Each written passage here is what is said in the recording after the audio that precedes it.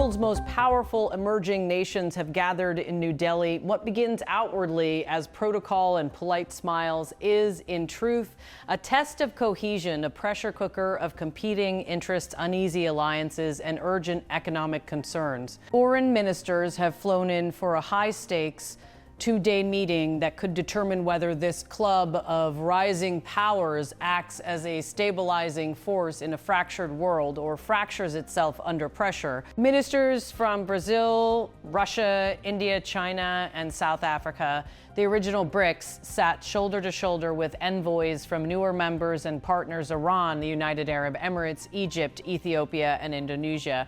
Together, these countries account for a vast share of humanity, a substantial slice of the global economy, and a growing share of global trade. On paper, they are a formidable bloc. At these tables, however, unity is being tested over a single explosive issue: the war in Iran and the wider fallout across West Asia. Iran's foreign minister arrived determined to put a spotlight on what he called unlawful aggression. Abbas Araghchi's intervention was unapologetic and combative. He demanded condemnation of military action he blamed on the United States and Israel, and he sought support in pushing back against what he described as Western double standards. He told the gathering directly that mechanisms of international power were being politicized and used as instruments of bias, and he framed his message as a call to action for the bloc. He put it bluntly: the West's false sense of superiority and immunity must be shattered. Those words landed like a challenge. For some member states, they were a rallying cry. For others, they were a line too far, a summary of grievances that could pull BRICS toward confrontation rather than consensus.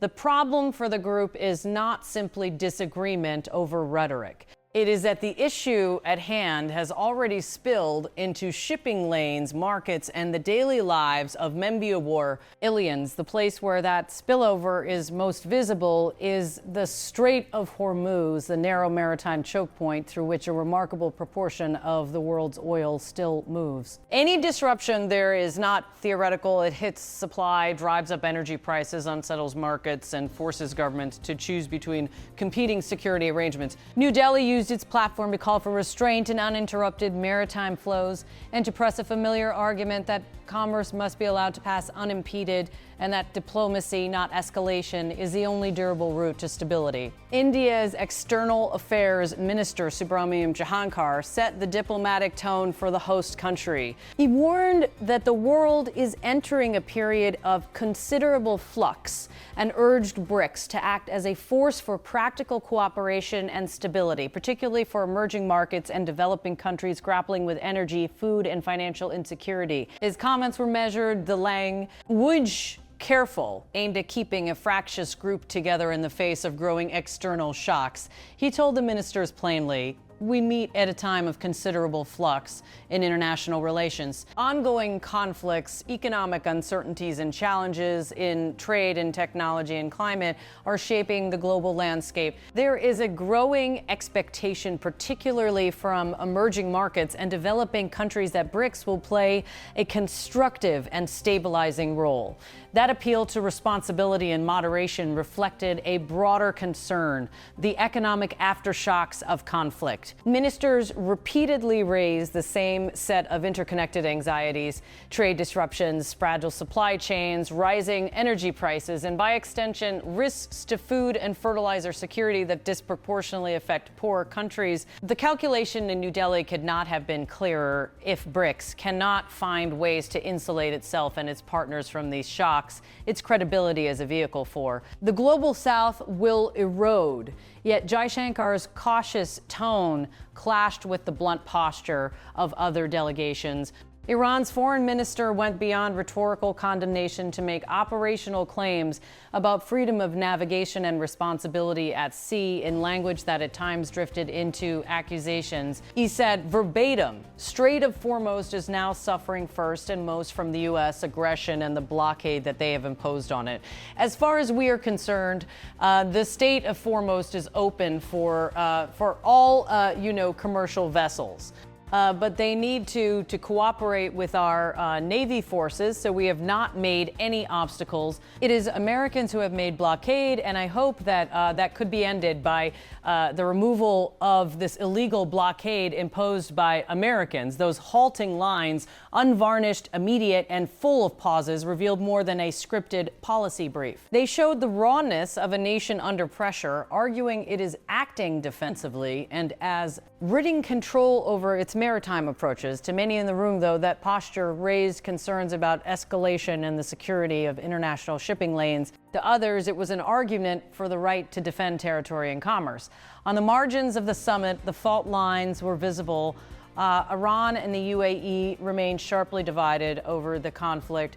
For the UAE, a Gulf state with integral trade ties to Western markets, close energy partnerships, and a strategic posture focused on commerce and regional de-escalation, aligning too closely with Iran's rhetoric risked alienating partners. For Iran, the stakes were existential. International isolation, sanctions, and the erosion of diplomatic buffers have combined to create pressure that turns meetings like these into life or death moments for foreign policy legitimacy. Analysts watching the summit warned that the Iran conflict is not simply a regional matter.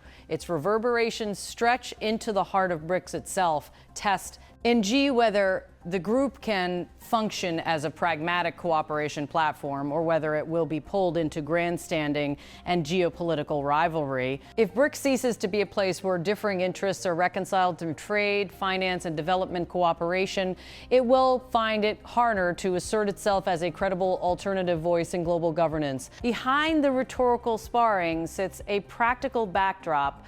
Global supply chains stretched thin by pandemic recovery and geopolitical shifts, technology and trade disputes that pit partners against one another, and an accelerating climate crisis that demands resources and collective planning. BRICS ministers repeatedly return to development and economic resilience, not as abstract goals, but as urgent necessities. Reliable supply chains, diversified markets, and resilient access to energy, food, and finance are not talking points in New Delhi. They are the measures by which millions will judge whether this grouping matters. At the same time, the summit was also about institutional evolution. India, as chair, spoke about expanding BRICS institutions, updating mechanisms, and integrating new members in a way that preserves consensus while allowing for greater membership. That is a reminder that BRICS is more than a headline. It is an evolving institutional experiment with ambitions to offer development finance, alternative payment systems, and greater political clout. Whether the group can sustain that experiment depends on its ability to manage strategic disagreements without allowing them to derail technical cooperation. For the ministers at the table, the calculus was complicated by a simple truth. Economic pain is immediate and political loyalties are slow to change. Energy price shocks translate quickly into domestic pain, higher fuel costs, more expensive fertilizers, and bigger food bills. Governments that are feeling those pressures domestically are less inclined to tolerate foreign adventures that amply amplify those pressures. That is why much of the conversation in New Delhi focused on immediate, practical deliverables. Measures to keep trade moving, ways to shore up supply chains, cooperation on agriculture and health security, and mechanisms to ease access to finance for nations in distress. But practical problems require political will, and that is where the internal tensions bite.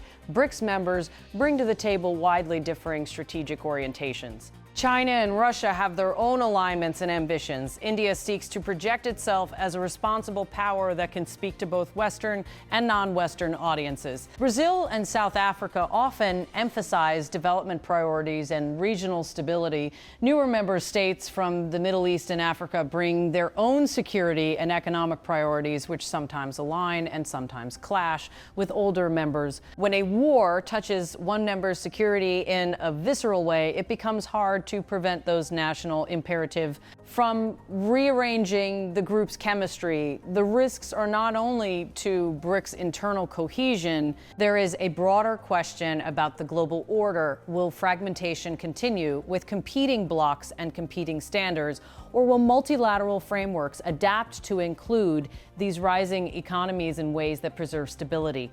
New Delhi's meeting offered a test case. Success would look like a communique that emphasized common challenges and practical cooperation without endorsing unilateral military action or taking sides in ways that inflame tensions. Failure would look like a splintered statement, or worse, public rows that signal the group cannot manage itself. There is also a performative element to this diplomacy. For host India, there is an opportunity to show statesmanship, to shepherd a diverse group through a difficult patch, and to frame BRICS as a constructive, solutions-oriented forum. Jaishankar's repeated appeals for dialogue and diplomacy were, in part, designed to pre-see. Reeve that role in a world where diplomatic capital is scarce. The ability to convene a fractious group and produce usable outcomes is itself a form of soft power. Yet in every summit there are quieter pressures, bilateral conversations in corridors, back-channel negotiations, and trade-offs struck outside the plenary. Many of the crucial conversations in New Delhi happened away from microphones. Deals on energy swaps, assurances around maritime safety, and negotiations on development finance do not make the headlines the way a forceful speech does, but they can produce durable results. It is in those private exchanges that BRICS may yet find a way forward. For the global audience watching, the stakes are straightforward. If BRICS can demonstrate a capacity for pragmatic action on energy flows, trade continuity, and economic cooperation, it can offer reassurance at a time of great uncertainty. If it cannot, the result will be a vacuum filled by fragmentation, unilateral security, a range. Immense, and a rise in the cost of doing business across continents. That is why the New Delhi meeting mattered beyond the ceremonials. It was a barometer for whether a coalition of rising powers can be a constructive force in an age of rising risks. As the two-day session drew toward its close, there remained no tidy resolution. The war in Iran continued to cast a long shadow. Arguments over maritime freedom and the role of outside powers in the region had not dissipated. Yet, amid the discord, there were small signs of common purpose, repeated references to development, to climate action, and to the need for diversified supply chains and financing mechanisms that favor emerging economies. The question now is whether those small signs can be amplified into policies that make a difference in people's lives and reduce the chances that future crises will push the world into a dangerous spiral. The ministers left New Delhi with work assignments, with plans for further meetings, and with an unspoken realization: the future of global order and the resilience of their own collaboration that will depend on their ability to translate words into action without letting geopolitical polarities consume the practical cooperation that so many countries urgently need. In the end, the summit in the Indian capital was a study in contradiction, a place where lofty declarations about inclusive development met the hard realities of conflict, where calls for diplomacy met accusations of aggression, and where economic interdependence bumped up against strategic rivalry. The outcome will not be decided in a single communique or a single speech.